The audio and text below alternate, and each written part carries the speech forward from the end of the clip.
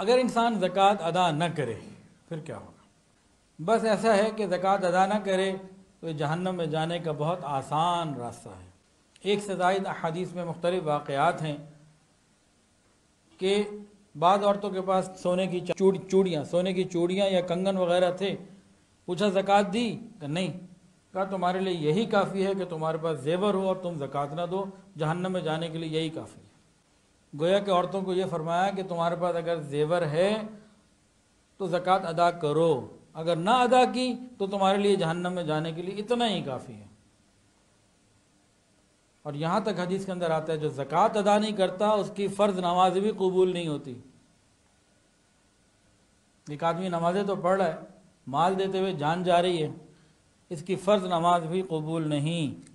اللہ تعالی ہمیں اس بات کی صحیح سمجھ عطا فرمائے۔ حدیث کے اندر آتا ہے، فرمایا یہ تمہارے اسلام کی تکمیل میں سے ہے، اپنے مال کی زکوٰۃ ادا کرو۔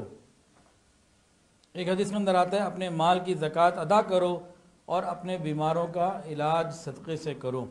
اور ایک حدیث کے اندر بڑی عجیب بات آتی ہے، رسول اللہ صلی اللہ علیہ وسلم نے ارشاد فرمایا اپنے مال کی حفاظت زکوٰۃ دے کر کرو، اپنے مال کی حفاظت زکوٰۃ دے کر کرو، اپنے بیماروں کا علاج صدقہ دے کر کرو، اور مصائب کی موجوں کا علاج گریہ وزاری سے، دعاؤں سے کرو۔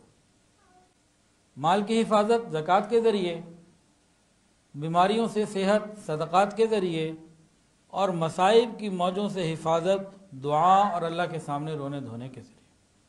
کیسے اصول نبی علیہ السلام نے ہمیں بتائے ہیں، لیکن ہم لوگ اس کی پرواہ نہیں کرتے۔